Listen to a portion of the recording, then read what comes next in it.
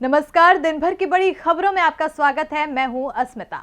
इस बुलेटिन में आज बात होगी 5 राज्यों में हुए मतदान की। बताएंगे कि ममता बनर्जी अब क्यों हुई बीजेपी से नाराज, बीजेपी के स्थापना दिवस पर क्या कहा पीएम मोदी ने, जानेंगे कि किसानों के आंदोलन में आज क्या रहा खास, और बुलेटिन के आखिर में बात तेल ने कैसे निकाला लोगों का तेल। लेकिन तमाम बड़ी खबरों से पहले एक नजर सुर्खियों पर।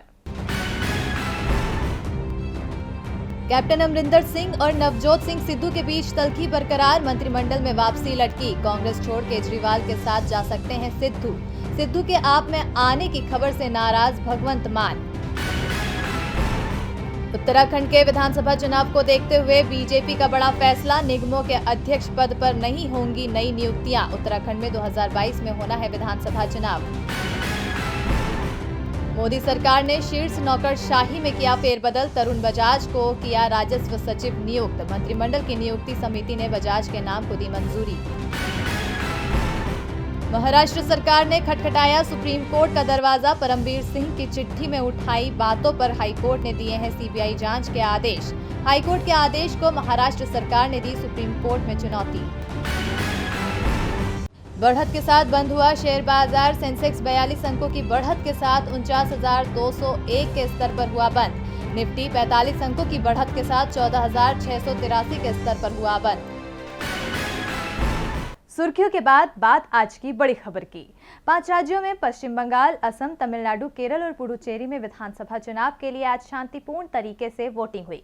बंगाल और असम में जहां तीसरे चरण के लिए मतदान हुआ, तो बाकी 3 राज्यों में एक ही चरण में वोटिंग कराई गई। इस दौरान आम लोगों के साथ दिग्गजों ने भी बढ़ चढ़कर लोकतंत्र के महापर्व में हिस्सा लिया।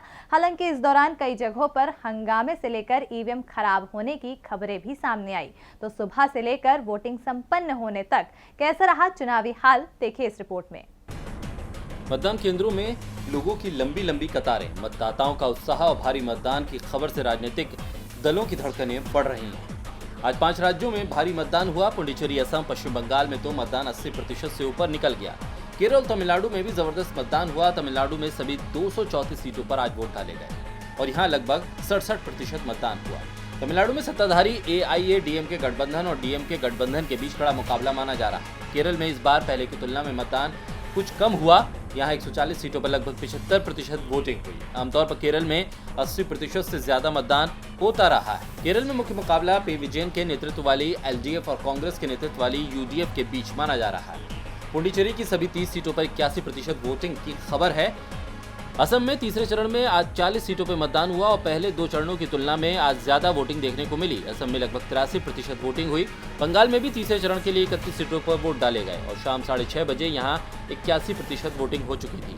5 राज्यों में अंतिम आंकड़ों में मतदान का प्रतिशत कुछ बढ़ सकता है।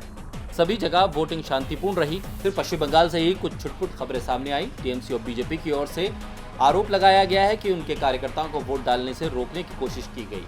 आरामबाग से टीएमसी प्रत्याशी सुजाता मंडल ने आरोप लगाया कि एक केंद्र पर जब वो गईं तो बीजेपी कार्यकर्ताओं ने उन्हें निशाना बनाने की कोशिश की। वहीं उलुबेरिया उत्तर में टीएमसी नेता के घर ईवीएम की खबर के बाद ईवीएम पर फिर सवाल खड़े हुए। वैसे चुनाव आयोग ने साफ किया है कि ईवीएम में कोई गड़बड़ी नहीं की गई। चुनाव पार्टी गलती से टीएमसी नेता के घर रुक गई थी। चुनाव पार्टी पर आयोग ने कार्रवाई भी की है। बंगाल छोड़ सभी जगह वोटिंग समाप्त हो गई है। अब इंतजार 2 मई का है जब जनता का फैसला सामने आएगा।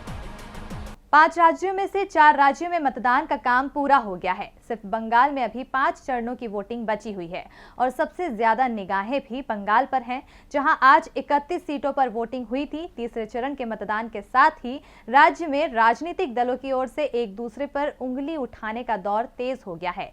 सीएम ममता बनर्जी ने वोटिंग में गड़बड़ी के लिए बीजेपी को जिम्मेदार ठहराया है।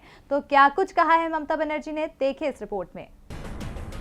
पश्चिम बंगाल में 294 सीटों पर 8 चरण में मतदान होना है। आज तीसरे चरण में 31 सीटों पर वोटिंग हुई। छुटपुट मामलों को छोड़ दिया जाए तो मतदान शांतिपूर्ण तरीके से संपन्न हुआ। मतदान में भले ही शांति हो, लेकिन नेताओं के बयानों में गर्मी बनी हुई है। इसी कड़ी में आज ममता बनर्जी ने बीजेपी पर कई आरोप लगाए। ममता ने कहा कि बीजेपी के लोग टीएमसी कार्यकर्ताओं को वोट डालने से रोकने की कोशिश कर रहे हैं। उन्होंने कहा, टीएमसी के लोग बीजेपी के डराने वाले हथकंडों से नहीं घबराएंगे। आज भी बीजेपी की ओर से हमारे लोगों को रोकने की कोशिश की गई। हमारी उम्मीदवार सुजाता मंडल वोटिंग के दौरान जब मतदान केंद्र पहुंची तो बीजेपी के कार्यकर्ताओं ने उन्हें घेर लिया। बीजेपी के लोगों ने खानाकुल में भी टीएमसी के उम्मीदवार को निशाना बनाया। कैनिंग ईस्ट में भी केंद्रीय बलों ने हमारे उम्मीदवार शौकत मुल्ला को एक मतदान केंद्र में प्रवेश नहीं करने दिया। राज्य भर में हमारे उम्मीदवारों, पार्टी कार्यकर्ताओं को निशाना बनाए जाने की इस प्रकार की कई घटनाएं हुई।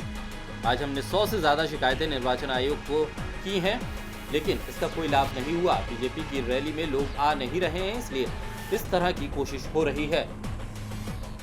बता दें कि सीएम ममता बनर्जी चुनाव आयोग पर पहले भी आरोप लगा चुकी हैं कि उनकी शिकायतों पर आयोग कोई कार्रवाई नहीं कर रहा है, जबकि बीजेपी की शिकायत पर तुरंत कार्रवाई हो जाती है। ममता ने दूसरे चरण में मतदान के दौरान भी केंद्रीय बलों की भूमिका पर सवाल उठाए थे, लेकिन चुनाव आयोग ने केंद्रीय बलों को अपनी जांच में क्लीन चिट दे दी थी।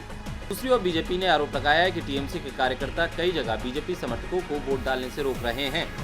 बंगाल में अभी 5 चरण की वोटिंग और बाकी है, ऐसे में आरोप प्रत्यारोप का ये सिलसिला आगे भी जारी रहेगा।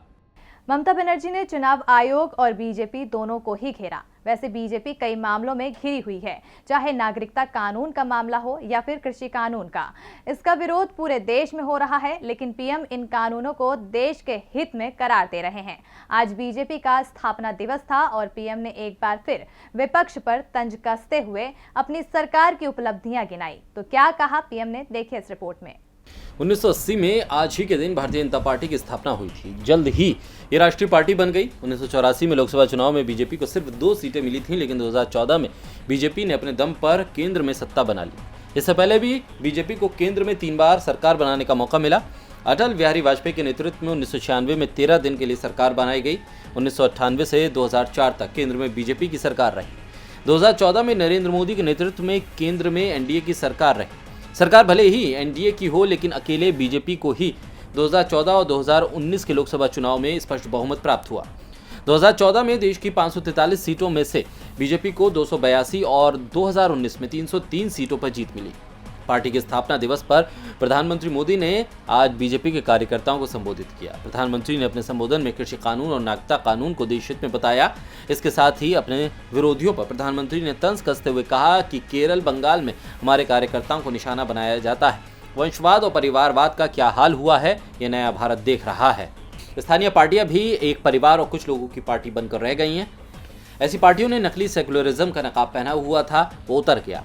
यहाँ सेकुलरिज्म का मतलब कुछ लोगों के लिए योजनाएं, वोट बैंक के लिए नीति बना दिया गया, जो हर किसी के लिए नीति बना रहा। उसके विरोधी कम्युनल कहलाते हैं। आजकल गलत नैरेटिव खड़े किए जा रहे हैं। नागरिकता कानून, कृषि कानून और लेबर लॉ को लेकर लोगों को बरगलाया जा रहा है। इसके पीछे सोची समझी षड्यंत्र है और राजनीतिक अस्थिरता पैदा करने का लक्ष्य। अब इस सब के बाद बाकी की पार्टियां इस पर क्या जवाब देती हैं, ये तो आने वाला समय ही बताएगा। पीएम मोदी का संकेत साफ है, कृषि कानून किसानों के लिए अच्छा है और इसीलिए ये वापस नहीं होगा। अब किसान कुछ भी कर ले। तो वहीं किसानों ने भी साफ कर दिया है कि जब तक कृषि कानून वापस नहीं होंगे वो कहीं नहीं जाएंगे, चाहे पूरे देश में पूर्णबंदी लागू कर दी जाए। तो क्या है किसानों का हाल, देखिए इस रिपोर्ट में। देश में एक बार फिर संक्रमण के मामलों ने रफ्तार पकड़ ली है। एक दिन में 1 लाख से अधिक मरीज मिल रहे हैं, जिसके बाद दिल्ली की सीमाओं पर बैठे किसानों पर भी सवाल उठने लगे हैं। लेकिन कृषि कानून के खिलाफ हो रहे आंदोलन में किसान हटने का विचार नहीं कर रहे हैं। भारतीय किसान यूनियन के नेता राकेश टिकैत ने इस मुद्दे पर बात करते हुए कहा कि पूरे देश पे लॉकडाउन लग जाए मगर ये आंदोलन समाप्त नहीं होगा, लेकिन संक्रमण को लेकर जो भी दिशा निर्देश सरकार की ओर से जारी होंगे उसका पालन किया जाएगा। आपको बता दें कि पिछले साल नागरिकता कानून के खिलाफ दिल्ली में कई जगह प्रदर्शन हुए थे, लेकिन संक्रमण का हवाला देकर प्रदर्शनकारियों को हटा दिया गया था। ये वो समय था जब देश में स्वास्थ्य मुसीबत ने दस्तक दी थी और संक्रमण के मामले तेजी से बढ़ रहे थे। लेकिन किसान नेता राकेश टिकैत ने साफ कर दिया है कि किसान पूरी हिम्मत के साथ आंदोलन को जारी रखेंगे। आपको बता दें कि दिल्ली सरकार ने महामारी के बढ़ते मामलों के चलते 30 अप्रैल तक रात से सख्त पाबंदियां लगाने का ऐलान कर दिया है। तत्काल प्रभाव से मंगलवार की रात 10 बजे से इसे लागू कर दिया गया है। अब 30 अप्रैल तक हर रात 10 बजे से सुबह 5 बजे तक शहर में सख्त पाबंदियां रहेंगी। केवल जरूरी सेवा से जुड़े लोग ही इस पर छूट पाएंगे। ये घोषणा दिल्ली के मुख्यमंत्री अरविंद केजरीवाल ने राज्य सरकार के वरिष्ठ अधिकारियों के साथ विस्तार से चर्चा के बाद किया। राज्य में महामारी के बढ़ते मामलों को रोकने के लिए शहर में प्रतिबंध बढ़ाने के लिए मुख्यमंत्री ने ये मीटिंग की थी।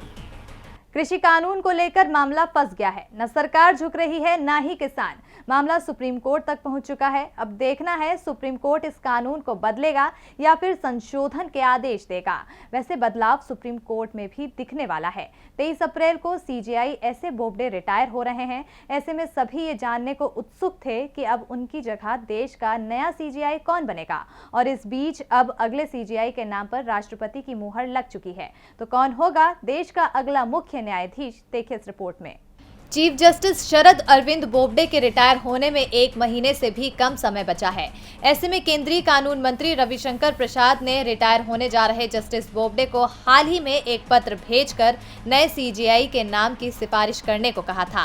23 मार्च यानी अपने रिटायर होने से ठीक 1 महीने पहले जस्टिस बोबडे ने अपने उत्तराधिकारी का नाम सुझा दिया था। दरअसल इस प्रक्रिया के तहत कानून मंत्री सही वक्त पर वर्तमान सीजेआई से उनके उत्तराधिकारी का नाम मांगते हैं। सीजेआई से सिफारिशी चिट्ठी मिलने के बाद मंत्री इसे प्रधानमंत्री के सामने रखते हैं, जो नियुक्ति को लेकर राष्ट्रपति को सलाह देते हैं।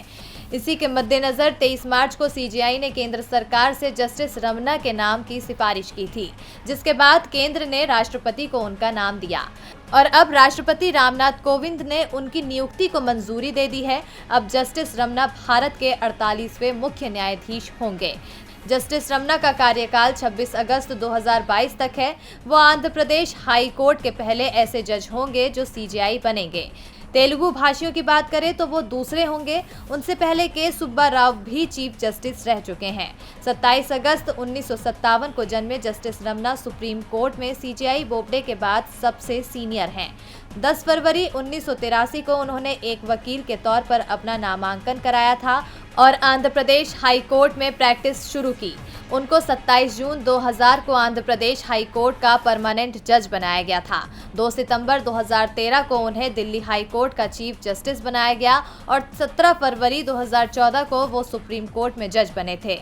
और अब जस्टिस रमन्ना 24 अप्रैल को सीजेआई पद की शपथ लेकर कार्यभार संभालेंगे। सुप्रीम कोर्ट में बदलाव होने वाला है। वैसे बदलाव तो देश की जनता की जिंदगी पर भी हुआ है। स्वास्थ्य मुसीबत के बाद से देश में कई बदलाव आ गए। लोग घरों में बैठ गए, रोजमर्रा के काम में रुकावटें आ गई। इसके साथ ही यात्री ट्रेनों का संचालन भी थम गया था, जिस वजह से रेल यात्रियों को काफी परेशानियों का सामना करना पड़ रहा है। लेकिन अब रेल यात्रियों के लिए राहत की खबर आ रही है। तो आखिर क्या है रेल यात्रियों के लिए राहत, ये रिपोर्ट देखिए। स्वास्थ्य मुसीबत की शुरुआत ने लोगों की जिंदगी में कई बड़े बदलाव कर दिए। लॉकडाउन की वजह से कई पाबंदियां लगा दी गईं, यहां तक कि लोगों को ट्रेन से सफर करने में भी दिक्कतों का सामना करना पड़ा। लेकिन सरकार ने धीरे धीरे रेल सेवाओं की शुरुआत तो की, लेकिन इनकी शुरुआत पहले की तरह नहीं की गई। मगर अब ट्रेन सफर करने वालों के लिए राहत भरी खबर है, क्योंकि अब सभी दिशाओं के लिए चलने वाली ट्रेन वापस पटरी पर लौट आएंगी। पिछले साल लॉकडाउन के बाद थमी ट्रेनों को रेलवे ने ट्रैक पर उतारने का फैसला लिया है, जिसके मद्देनजर 10 अप्रैल से दिल्ली और अन्य स्टेशनों से संचालित होने वाली ट्रेन चलने लगेंगी। अमृतसर शताब्दी, चंडीगढ़ शताब्दी, जयपुर शताब्दी समेत अन्य रूट की शताब्दी और राजधानी ट्रेन चलने लगेंगी। यानी अब 90% ट्रेनों का संचालन शुरू हो जाएगा। हालांकि देश में इन दिनों स्वास्थ्य मुसीबत की दूसरी लहर शुरू हो चुकी है और संक्रमितों का आंकड़ा लगातार बढ़ता जा रहा है, जिस वजह से देश के अलग अलग हिस्सों में पाबंदियां लगाई जा रही हैं। लेकिन रेलवे ने फैसला कर लिया है कि अब रेल के पहिए रुकेंगे नहीं, जिसके चलते सोमवार को जहां उत्तर रेलवे की 70 से ज्यादा लोकल ट्रेनें चल पड़ी, तो वहीं अब शताब्दी सरीखी ट्रेन भी चलने को तैयार है। अब इन सबसे यात्रियों को सहूलियत तो मिल गई, लेकिन लोगों में इस महामारी का डर अभी भी बरकरार है, जिस वजह से सुविधा शुरू होने के बाद भी लोगों की भीड़ कम ही देखी गई। लेकिन लोकल ट्रेन चलने से यात्रियों के बीच बेहद उत्साह देखने को मिल रहा है। अब आने वाले समय में ट्रेनों की रफ्तार थमने की उम्मीद तो नहीं है, जिससे लोगों को राहत मिलेगी। और बुलेटिन के आखिर में बात, तेल ने कैसे निकाला लोगों का तेल।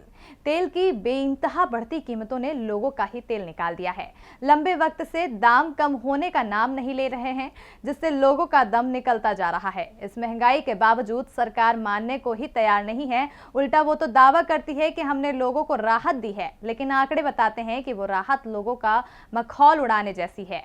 तो आइए इस रिपोर्ट में आंकड़ों के जरिए समझते हैं कि सरकार ने कैसे डाला लोगों पर महंगाई का बोझ। मोदी सरकार कहती है कि तेल की कीमतें अंतर्राष्ट्रीय बाजार के जरिए तय होती है, बाजार के भाव पर देश में कीमतों का बढ़ना और गिरने का सिलसिला चलता है, लेकिन अभी तो बाजार में कच्चे तेल के दाम में गिरावट है। बावजूद इसके देश में पिछले 7 दिनों से कीमतों में कोई भी तब्दीली नहीं किया गया है। इसकी वजह से आम जनता पर महंगाई का जबरदस्त बोझ बढ़ रहा है। दिल्ली में पेट्रोल 90 रुपए 56 पैसे और डीजल 80 रुपए 87 पैसे प्रति लीटर है। वहीं मुंबई में पेट्रोल 96 रुपए 98 पैसे और डीजल 87 रुपए 96 पैसे प्रति लीटर है। चेन्नई की बात करें तो यहाँ पेट्रोल 92 रुपए 58 पैसे है और डीजल 85 रुपए 88 पैसे प्रति लीटर है। इसी तरह से देश के अन्य बड़े शहरों में तेल की कीमत सेंचुरी मारने को तैयार है। बावजूद इसके सरकार कोई कदम नहीं उठाती है, वो तो केवल मामूली राहत देकर खुद की पीठ थपथपाती है। मार्च में पेट्रोल और डीजल की कीमतों में 3 बार कटौती हुई थी। इस कटौती के बाद पेट्रोल सिर्फ 81 पैसे और डीजल 60 पैसे प्रति लीटर सस्ता हुआ। इस मामूली राहत से उलट पेट्रोल और डीजल की बेतहाशा बढ़ोतरी पर नजर डालें तो फरवरी महीने के दौरान पेट्रोल के दाम में 16 किश्तों में बढ़ोतरी हुई थी। उससे ये 4 रुपए 74 पैसे महंगा हो गया था। वहीं अगर डीजल की बात करें तो 16 दिनों में ही इसकी कीमत 4 रुपए 52 पैसे बढ़ गई थी। इन आंकड़ों से साफ है कि सरकार ने दाम तो 4 रुपए से ज्यादा बढ़ा दिए, जबकि राहत महज 61 पैसे की ही दी है, जिसकी वजह से इस समय लगभग हर शहर में दोनों ईंधन के दाम ऑल टाइम हाई पर चल रहे हैं। अब सवाल उठता है कि जब सरकार राहत नहीं दे रही है तो भला कैसे ये महंगाई काबू में होगी? क्या मोदी सरकार के राज में लोग यूं ही परेशान रहेंगे? और दिन भर की बड़ी खबरों में मेरे साथ इतना ही। देखते रहिए डीबी लाइव। नमस्कार।